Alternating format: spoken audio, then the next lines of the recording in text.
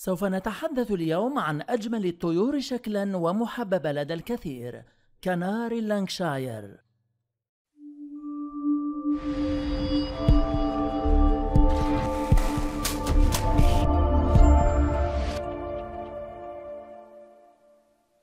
يعود تاريخ كناري لانكشاير إلى نهاية السبعينات من القرن التاسع عشر. استخدم في تطوير وتحسين سلالات أخرى من الكناري، وبالأخص الكريست والنوريج واليوركشاير، حيث أدت هذه النجاحات في تطوير وتحسين الأنواع الأخرى من الكناري إلى نقص شديد في أعداد كناري لانكشاير، مما أفقده شهرته التي بدأت تنتشر. وقد تتابع الهبوط في الاهتمام بهذا الطائر مع القرن العشرين، مما أدى إلى الاعتقاد بأن كناري لانكشاير الأصلي قد انقرض بالفعل خلال سنين الحرب العالمية الثانية أو بعدها بقليل. وقد تم إعادة بناء سلالة كناري لانكشاير من خلال إعادة تهجين السلالات الأخرى التي ساهمت هذا الكناري في تطويرها وتحسينها في الماضي.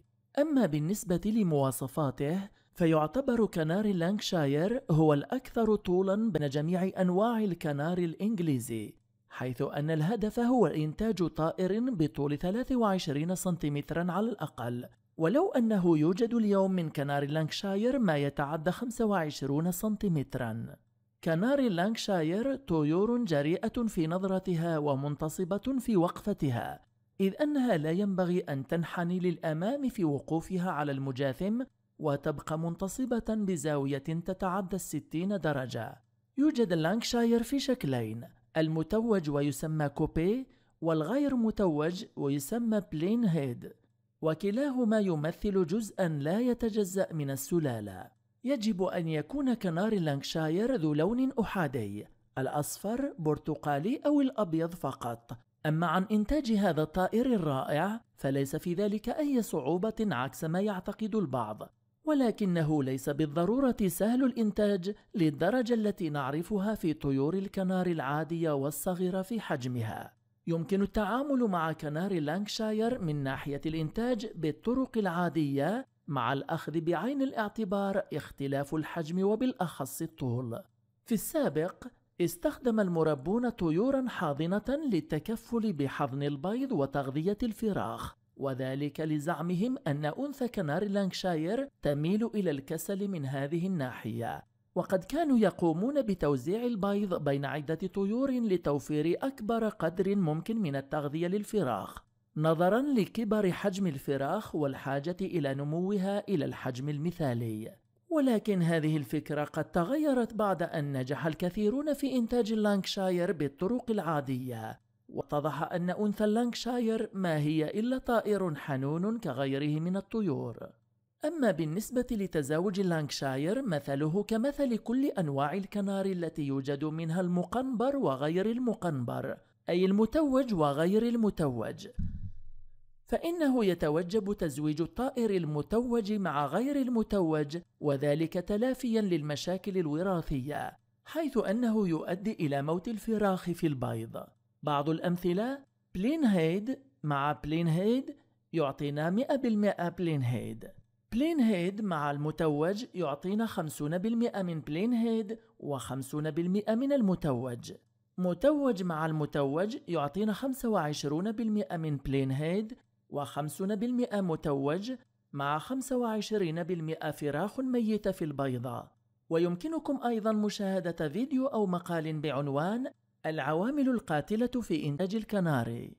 شكل طائر اللانكشاير الأصلي كالتالي: اللانكشاير المتوج، التاج على شكل حذوة الفرس، تبدأ مباشرة خلف خط العين وتكون ملاصقة للجمجمة، مشكلة 3 أرباع دائرة وبدون أي انقطاع في الشكل أو التكوين، وأن تشع من المركز بدون تدلي أو سقوط، وأن تشع من المركز بدون تدلي أو سقوط. يجب أن يكون هناك خشونة خلف الرقبة. الرقبة طويلة وسميكة، ويكون الريش ناعما وملاصقا للرقبة. الأكتاف عريضة والظهر طويل وممتلئ. أما الصدر فيجب أن يكون ممتلئا ويوحي بالجرأة في شكله. الجناحان فهما من الطول بحيث تعطيان للطائر تلك الصفة التي تجعله طويل الجانبين، وكذلك الحال بالنسبة للذيل، فيجب أن يكون متميزا بالطول.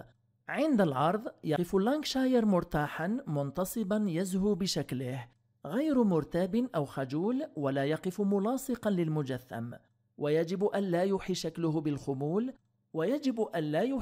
بالخمول وأن يكون حرا سهل الحركة في قفص العرض.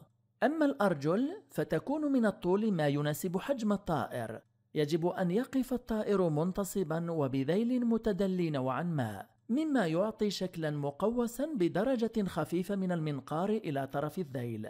حين العرض أمام الحكام يجب ألا يكون ظهر الطائر أجوفا، بل ممتلئ بالريش الناعم الملاصق للجسم.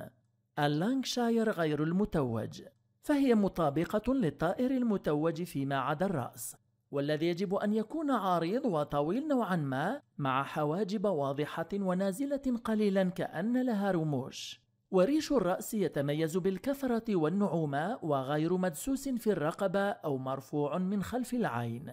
الهدف من إنتاج اللانكشاير هو إنتاج كنار ذو حجم كبير وطول لا يقل عن 23 سنتيمترا وإن أمكن أطول، مع الاحتفاظ بجميع الصفات التي يتحلى بها هذا الطائر الجميل.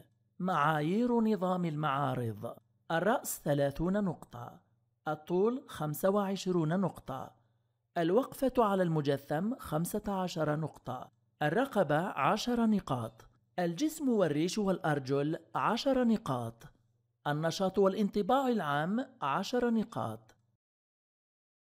شكرا لحسن المتابعة، دمتم في أمان الله.